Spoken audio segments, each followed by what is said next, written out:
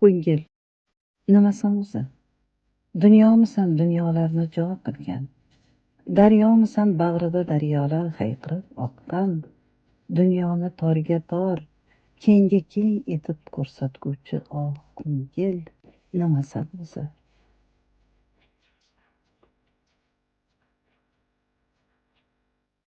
Zamiraxon, ko'ngil deganda nimani tushunasiz? Har bir insonni o'zining ko'ngli bo'ladi. Ayniqsa ayollarda ko'ngli juda nozik bo'ladi.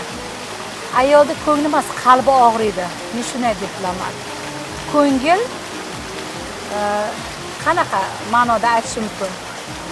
Ota-onaga nisbatan, yorga nisbatan ko'ngil, aka-ukaga, ishxonadagi do'stlaringizga, hamkasblaringizga nisbatan. Endi ayol ko'ngli nozik bo'lganligi uchun ham men ko'proq o'sha birov ko'ngilga qarab ish tutishi degan anaqa o'sha gaplar, iboralar ko'p eshitaman. Adabiyotchilarimiz ham aytadi-ku, ko'nglini og'ritma. Bu inson dili juda nozikdir. Ayol ko'ngli beozordir. Ayol ko'ngli eng sof, eng muhabbat, timsol egasidir. Ayol ko'ngliga doim nazar boq degan bir chiroyli satrlari bor-da.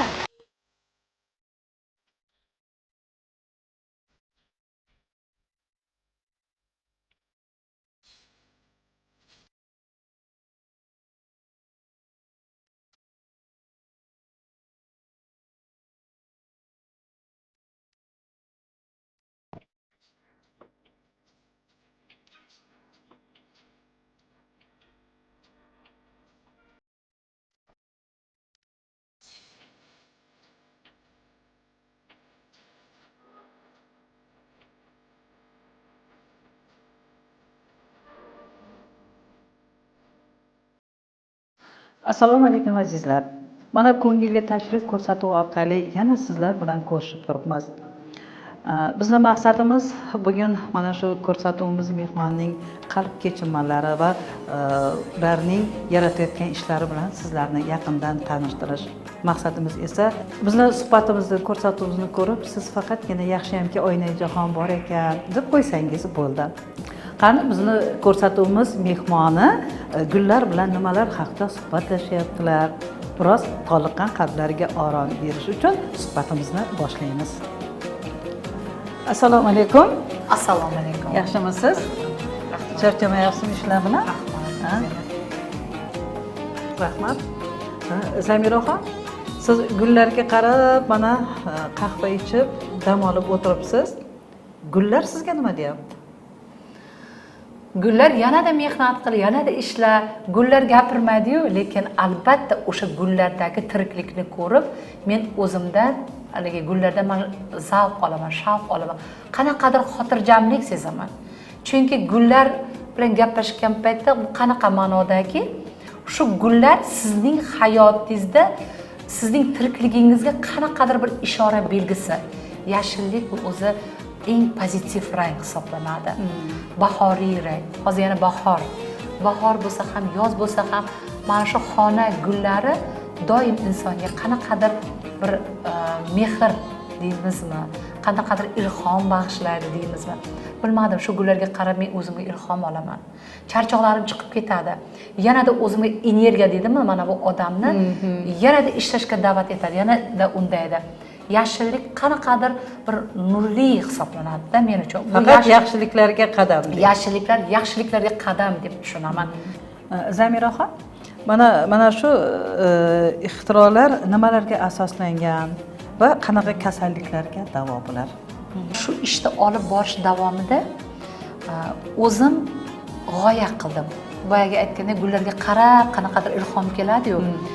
Men o'yladim, mana shuncha bizda o'zimizda Surxondaryo viloyatimizda qanchadan qancha nozik ne'matlar yaratilmoqda, qanchadan qancha ixtirolar bo'lyapti. Lekin o'sha ixtirolarga sababchi bo'ladigan omil kerak bo'ladi-da. O'sha omilda o'yladimda, men o'zimni ixtisosligim ham filosof, ham biolog, ham tibbiyot xodimi, meditsina xodimi bo'lganligim uchun ham Kaliforniya qizil chuvalchangi bilan qanaqadir qiziqib qoldim. Parazitologiyadan dars o'tayotgan paytimda Kaliforniya qizil chuvalchangida regeneratsiya hodisasi nihoyatda yuqori. Demak, shuning uchun ham men o'z oldimga maqsad qilib qo'ydim.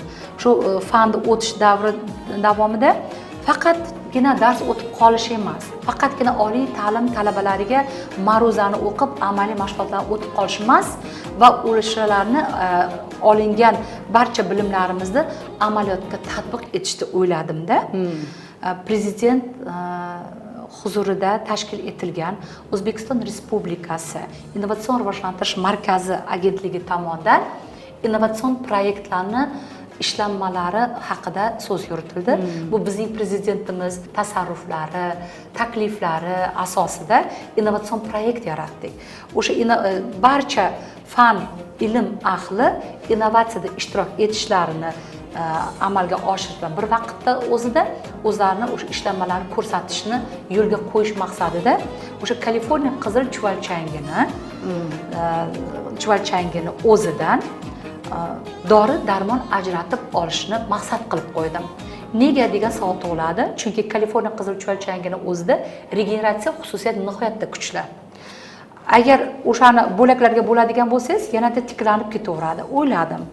Keling, men shuni amaliyotga tatbiq etsam-chi dedimda va loyiha yaratib, o'z ustimda ishlab, innovatsion proyekt asosida Vazirlar Mahkamasiga, Innovatsion rivojlantirish markaziga taqdim etgan paytimda to'g'ridan-to'g'ri qabul qilishdi ishimni va 599 million grant ajratildi. Va o'sha 599 million grantni biz hammasini to'g'ridan-to'g'ri dori-darmon, Kaliforniya chuvalchangini yetishtirdik. Lekin albatta biz 54 kishi ish bilan ta'minladik. Innovatsion proyektni amalga oshirishni aynan Oltinsoy tumanining Chep va Guliston mahallalari deb olindi va u yerda kam ta'minlangan ayollarimizning o'sha temir daftarga kiritilgan xotin-qizlarimizni ishga olishni maqsad qilib qo'ydik. Va o'sha 50 ta xotin-qizlarimiz o'zlari hech qayerda ishlamaydi, temir daftarga kiritilgan, hatto nogiron ayol erkaklarimiz ham bor edi. Ularga biz Kaliforniya chuvalchangini yetkazib berdik. Kerakli mahsulotlar yetkazib berdik. Ular faqatgina ularni boqib, yetishtirib berdi va ulardan biz olib kelib, laboratoriya usulda ajratma oldik. Laboratoriyada 4 ta laborant vrachimiz va yana asosiy vrachlarimiz ishlaydi. O'zim boshchiligimda ular bilan ishlab, dori-darmonni yetishtirib va hozirgi paytda birinchi ishlab chiqargan dorim mana Nurzam deb nomlangan. Nur va Zamira o'zimni nomimga qo'ydim. Lekin yaxshi preparatlarimiz ketyapti.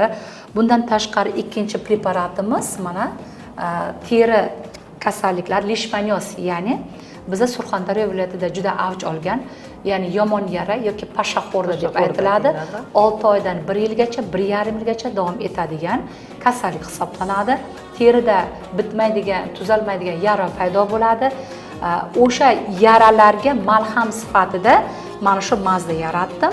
Bu mazimizni ishlab chiqargan paytimizda, Muborak opa to'g'risini aytaman, birinchi yil juda qo'rqqanman.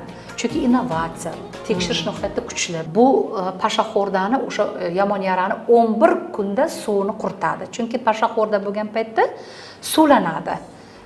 Hozir nimalarni ham ko'rsatishim mumkin. Boyagi yaradan suv chiqadi-da, suv chiqqanda yana o'sha hayvonda lichinkalik davri ko'payib, yana ko'payib yara chuqurlashib ketaveradi.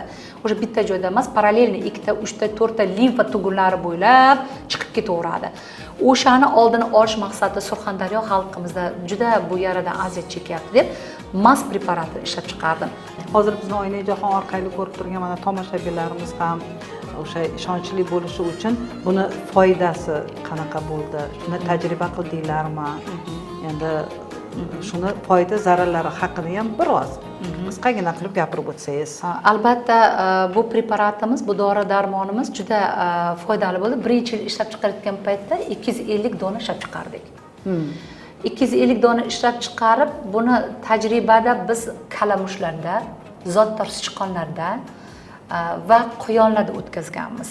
Laboratoriyamiz mavjud.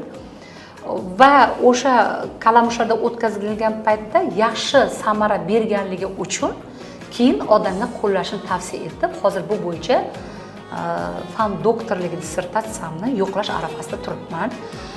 Buni samarali tomoni shundaki, tabiiylik darajasi yuqori, chunki tarkibida Kaliforniya qizil chuvalchangini kukuni mavjud. Boy yara bo'ldimi, suvni quritadi, suv qurdimi, demak o'sha nima o'ladi. O'sha hayvon o'ladi. O'sha hayvon o'lgandan keyin bo'ynagi yara bitib kelaveradi. Demak, hozir hamma dorixonalarda bor. Barcha dorixonalarda sotuvga qo'yilgan, bor. Yaxshi sotuvda. Yaqin qarindoshlarimizdan sal xafa bo'lib qolsak, baribir o'zimnikiyu deysizda. Endi deylik, siz do'stlariga bir nazar tashlasangiz, do'stingiz deylik, do'stingiz ko'nglingizni og'ritib qo'ydi. Siz qanday javob berasiz? Shunaqa holatlar bo'lgan. Eng yaqin o'rtoqlarim, eng yaqin do'stlarimdan, kutilmagan joylardan, masalan, shu ko'ngil og'rituvchi holatlar bo'lgan. Birdaniga cho'chib yoki gapirib ketmayman. Bee'tibor bo'lamanda keyin shu odamga nisbatan e'tiborsizlik bilan gaplashaman. Shunaqa odatim bor. Olimni dushmani olim bo'lar ekan, gadoni dushmani gado bo'lar ekan. Agar mabodo ishda shunaqa ranjishlar bo'lgan paytda men o'shani ishxonaga tashlab kelaman. Hech qachon uyga olib bormayman. Charchab ishdan kelgan paytimda bolalarim davrasida, farzandlarim davrasida, oilam davrasida o'tirgandan keyin men o'zimni mutlaqo boshqa inson deb his qilaman. Demak, oilada siz taskin topasiz. Oiladan taskin topaman. Oilada men juda tinch bo'laman, xotirjam bo'laman. Eng avvalo men otam bilan onamdan olgan o'gitlarimni, nasihatlarimni doim amaliyotda ham mana qo'llab kelyapman. Zamira opa, qarang, mana shu hozir suvni ovozi ham mana sharqarama insonni qalbiga kayfiyat beradi, xalqqa qalblarga orom beradi, to'g'rimi? Endi sizga shunaqa bir savol bilan murojaat qilmoqchiman. Har bir insonda armon bo'ladi-da. Armoningiz bormi? Albatta har bir insonda to'g'ri savol. Har bir insonning o'zida armoni bo'ladi. Endi bilasizmi, juda aytadi-yu, mehnat qilgan sari inson mehnatingizni qadriga yetmaganda ham, lekin bu mehnatingiz hech qachon besamar qolmas ekan. Qanaqadir joydan Alloh o'zini samarini ko'rsatar ekan. Ko'p yutuqlarga erishdim. Mana hozir ixtirochi degan nomni oldim. Respublikaga, Toshkentga boramanmi, Samarqandga boramanmi, Buxoroga boramanmi, albatta oliy ta'limga, vazirlikka boramanmi, qayerga borsam meni ixtirochi opa deb hurmat qilishadi yoki ixtirochi qizim deb hurmat qilishadi. Hatto vazirlikda 2-3 ta rahbar men bilan suhbatlashganda ham ixtirochimiz, biz siz bilan faxrlanamiz, singlim deganlarda shunaqangi xursand bo'lganman. O'sha xursandchiligimni, o'sha yutuqlarimni albatta ota-onam ko'pchiligini ko'rdilar. Lekin mana hozirgi haqiqiy o'sha ixtiro egasi bo'lganimni ota-onam ko'rmadilar. O'sha narsa men uchun armon. O'sha narsani o'ylayman, armon. Lekin otam ham, onam ham men bilan yonma-yon deb o'ylayman. Hozir mana suhbatimiz davomida siz qaysi savolni kutdingiz? Men ana shu savolni bermadim. Endi bilasizmi? Otadan gen qiz bolaga 70% o'tadi-da. Onadan 30% o'tadi. Men genni ham otamdan, ham onamdan o'sha olganim, o'sha genni ta'sir natijasida qanday farzandlarga o'tganmi? Yo'qmi degan savol. Marhamat, javob bering. Albatta oilada o'sha farzandlarning o'rni ham o'ziga yarasha bo'ladi. Endi hayotda o'sha mehnatingizga qarab ulug'lanish, baho berishlar, qadrlanishlar bo'ladi-da. Endi hatto falasuflarimiz ham shunday fikrlarda aytgan, ontologik qarash bo'lganda, o'sha qarashdagi gen xohlaymizmi yo'qmi farzandlarga o'tadi. Shuning uchun men bu narsani farzandlarimdan albatta kutaman va bo'lyapti. Hozir o'qishlar davom etyapti. Shu davomchi sifatida men ulardan yaxshi juda ham bir chiroyli kasbkorlik insonlar bo'lib yetishida kutib qolaman. Har bir inson borgan sayin ortga nazar tashlaydi-da. Siz ortga nazar tashlab nimalarga ulgurdingiz-u, nimalarga ulgurmadingiz? Shu savolingizga berasizmi? Beraman, albatta. Juda o'rinli savol bo'ldi. Bu savolni kutmagan edim. Inson xohlaydimi yo'qmi ortga baribir qaraydi, nazar soladi, nimalargadir ulgurmaydi, nimalargadir ulguradi. Lekin o'sha ulgurish uchun astoydil harakat qilsa, menimcha ulguradi. Rejalarim ko'p. O'sha rejalarimni amalga oshishida albatta ham o'zingizda bilimingiz bo'lishi kerak ekan, ham ko'makdoshlar bo'lishi kerak ekan. Lekin hech qachon men o'zim qildim desa inson bu xato. Hech qachon inson bir o'zi buncha yutuqlarga, buncha marralarga erishmaydi. Kimlardir turtki beradi, kimlardir ko'makchi bo'ladi. Endi baribir xohlaysiz, masalan, men tibbiyot xodimi bo'lganim bilan, biolog bo'lganim bilan faylasuf hammanda shunday yozilganda creating fikri bor.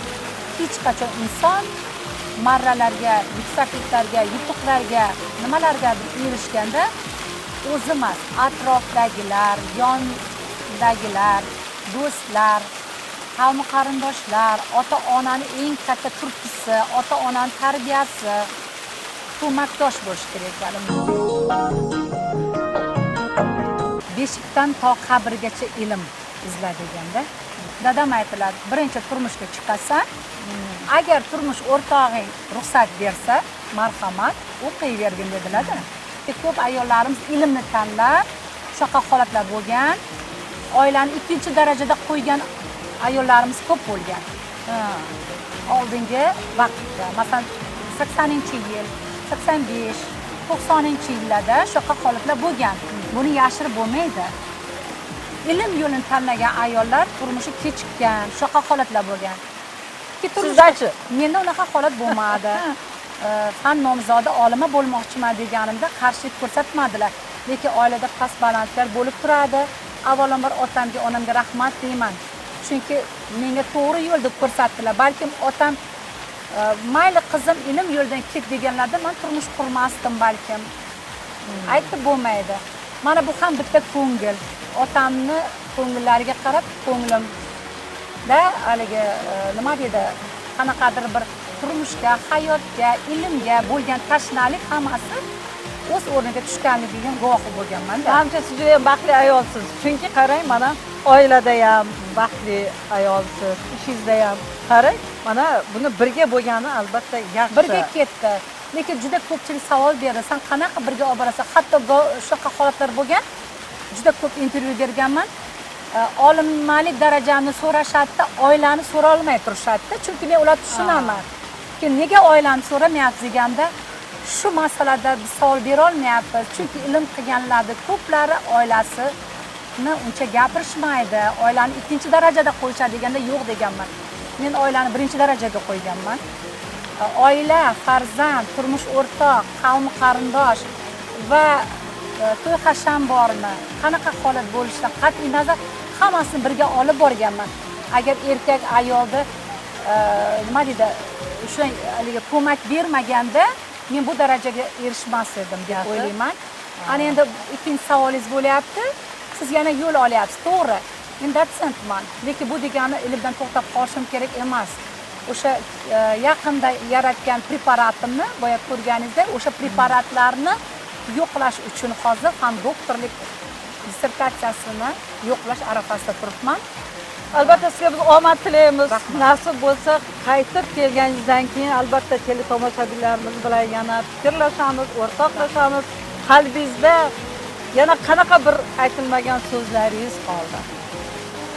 Birinchi navbatda sizga kattakon rahmat aytaman va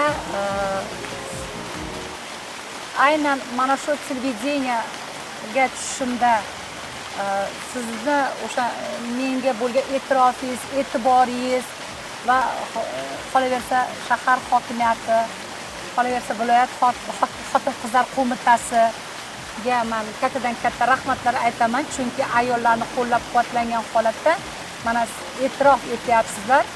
Sizlarga ham sog'lik, salomatlik, oilaviy xotirjamlik tilayman. Bardavom bo'lsin ishlaringiz. Rahmat. Azizlar, vaqt oliy hakam. Shunday ekan, u doim o'z hukmini o'tkazadi. Biz sizlar bilan xayrlashar ekanmiz. Albatta keyingi ko'rsatuv qadar sog' omon bo'ling azizlar deymiz. Ko'rishguncha.